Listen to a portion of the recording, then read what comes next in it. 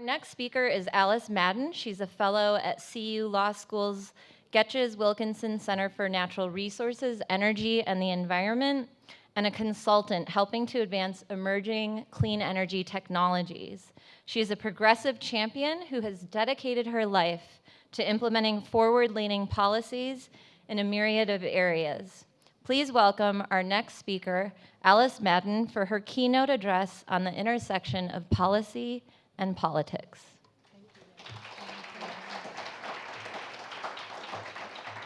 Hello, everyone. I'm going to try to make sure the post-lunch stupor does not set in and continue this conversation about not always singing to the choir. I think the subtitle to my speech could be The Psychology of Communicating Climate Science in an Overly Politicized World. I want to start by thanking Chip and Sally. Congratulations on yet another amazing year, amazing turnout, so thank you so much. I love being here.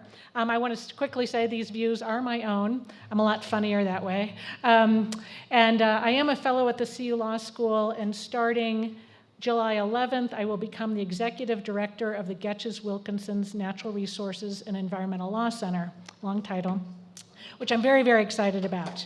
Thanks, you. I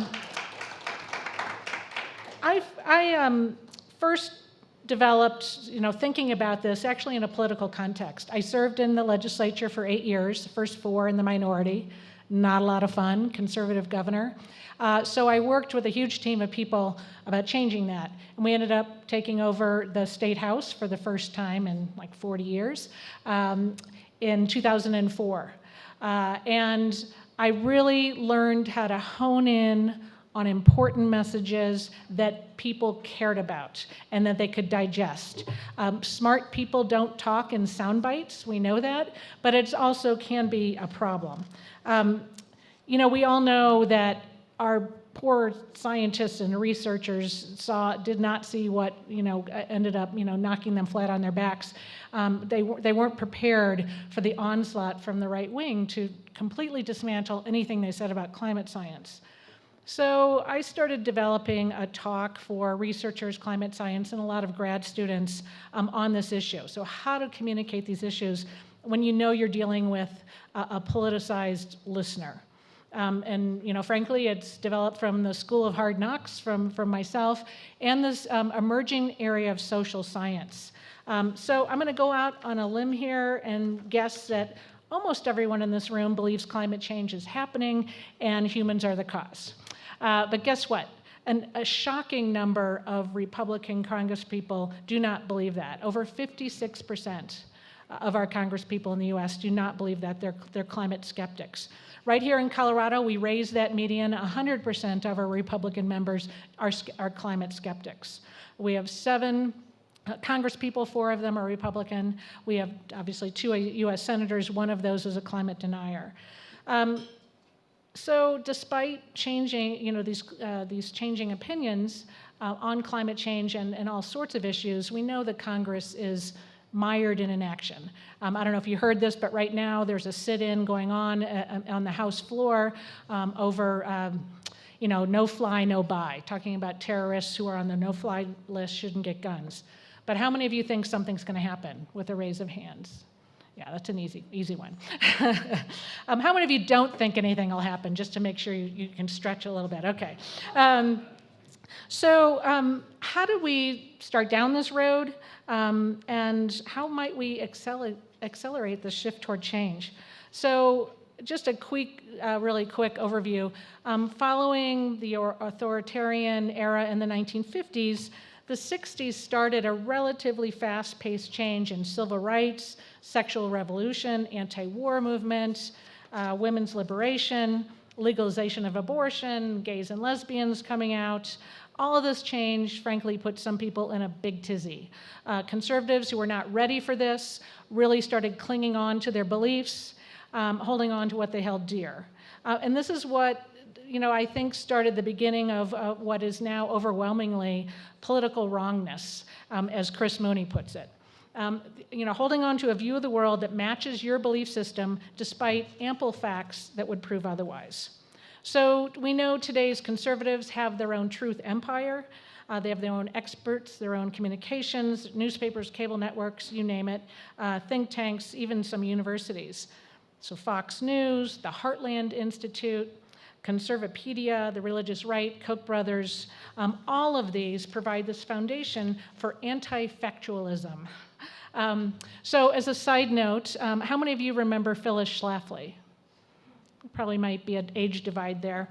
She was probably the first woman I actually, actively disliked. She was anti-gay and not a very nice human being. Well, her son started Conservapedia in 2006. And the reason he did that is because when he saw Wikipedia used BCE, before Common Era, instead of BC, before Christ, he had had enough. So he started Conservapedia. And just 6 degrees of Phyllis Schlafly, something I have to live with. My first kiss was with her nephew, so I have to live with that. David, he was very cute, 7th grade.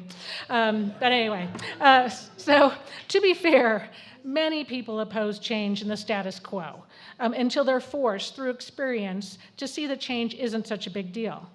We saw that most recently with the fast shift in the United States around gay marriage. After a really stellar campaign about making sure people understood that there's gay people everywhere, they're your neighbors, your nephews, et cetera, that reached this tipping point and really changed fast. And a lot of people are studying how that happened and trying to apply it to other things. But what I'm talking about today really goes beyond fear of change. More and more social science is being done on how various types of personalities absorb and digest information. And this backs up this theory of political wrongness when it comes to things that are personal or emotional to conservatives. So one example is a core personality measure called openness to experience. The evidence is quite strong that liberals tend overall, and these are tendencies, of course, not absolutes, that liberals tend to be more open, flexible, and okay with nuance, while conservatives tend to be more closed, fixed, and really certain of their own views. They also tend to be more authoritarian. This means believing in and defending the authorities that they trust, as well as their compatriots or their team members. I think we're seeing that ad nauseum with Trump. You have elected officials bending over backwards to try to rationalize their support of someone they can barely stomach. But again, it's their team. And of course, we all have our biases. We make decisions about people in the first 60 seconds we see them. There's a famous study by Dan Kahn out of Yale Law School around cultural cognitive views. And you might have heard about this. Scientific experts are presented, and there's a picture along with it, and they are shown to a group of people. The pictures were of white males, kind of man on the street, well-groomed people. So the first round, belief was basically whether someone was an expert or not, directly correlated with your worldview. If you were the same and thought their scientific views supported your worldview, they were an expert. But they were not an expert if it challenged your worldview. Then it gets even worse. They changed out to pictures to, frankly, some sort of wacky professors looking, crazy hair, et cetera. Even the people whose worldviews matched, trust dropped dramatically, and it went below the floor if you didn't hold their views. So basically, someone is an expert if you don't have to change your mind and you don't think they're weird looking. So that's what we're dealing with. I mean, human nature is tough, but how do we get around this? So I want to go back to just a few more numbers on climate and beliefs right now.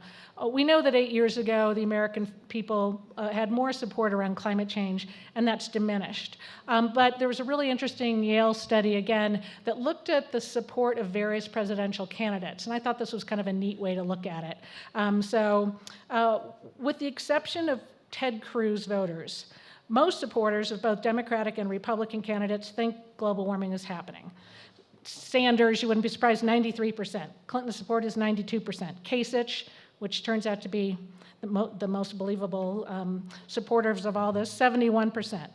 Trump, 56%. By contrast, less than half of the Cruz supporters, 38%, think that global warming is happening. And Colorado was a Cruz state, by the way. 60% of those Cruz supporters think global warming is a result of natural causes, not man-made causes.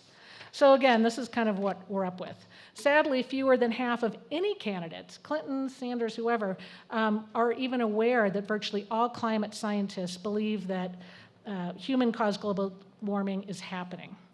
There is good news, though. Broad support for funding of more research in renewable energy. Kasich, 86%, Kasich supporters. Trump supporters, 76%. Even Cruz supporters, 64%. And on the question of whether we should reduce our greenhouse gases in the U.S., whether or not other countries do so, I thought this was pretty good news. About half of Trump supporters believe that we should. You know, that's not as bad as I thought, but only 40% of Cruz supporters. And then over the last year or so, the Francis factor has come into play.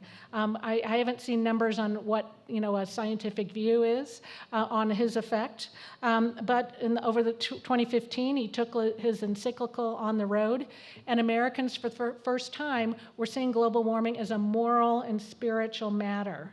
They were hearing about global warming's effect on the poor, and this is really a first.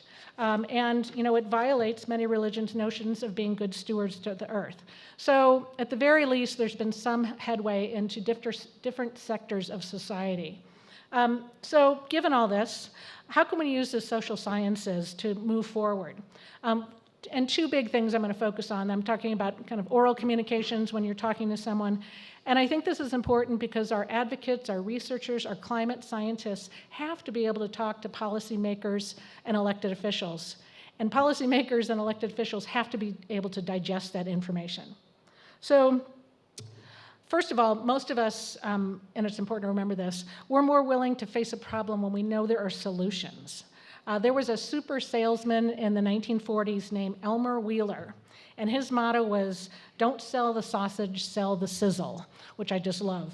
Doom and gloom really can paralyze people. I love this analogy. It's like watching a slow motion train wreck. It's hard for people to take action when they are just so bogged down with the negativity of it all. So I'm going to oversimplify for the sake of time some of the things I talk about with folks.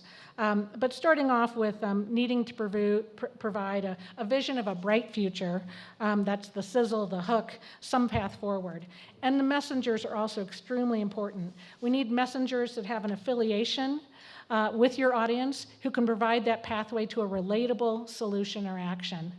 And last, that's when you can discuss the dire consequences to something that those people hold dear. So starting with due diligence, what does your specific audience care about? Who do they trust? How much time do you have? We know bullet points work for a reason.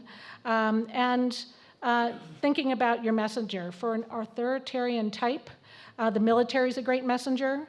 The Pentagon calls climate change a destabilizing geopolitical force and a threat multiplier. We have affiliations that create blind spots, so bringing in a messenger that your audience likes, it might even be their minister, it could be my uncle who's a farmer, my boss, maybe industry leaders in the insurance industry know that this is causing major damage to our economy. There's a lot of different ways to find that right messenger.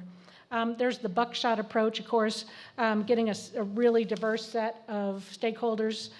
So your listener will either be able to relate to one or just be impressed that all these strange bedfellows actually agree on something. And politicians, what do they care about? What's that relatable context? Well, they care about being reelected, and they often care about jobs and the economy. There's many great ways to talk about climate change in a positive manner around the economy, so I'm not going to go into that right now. But again, smart people, they come in with their white papers. You should come in with your 5 bullet points. I mean, it's just, you can lose before you begin. I only have a minute left, so I'm going to skip to the chase here. There are a lot of relatable messages that I'm happy to talk to people about, but the one thing I will mention is that why this is important is you can actually do more damage than good. When you come at this straight on with some people, they can actually dig down more in their beliefs. And higher education doesn't change this. They just get wilier in their ways to deny what you're trying to talk about. So using language that people can digest and understand is incredibly important. you know, when you work in climate change, you have to be an optimist because otherwise you couldn't get out of bed in the morning. So I prefer to try to sell the sizzle, and I'll be around if anyone wants to talk more about that. So thank you very much.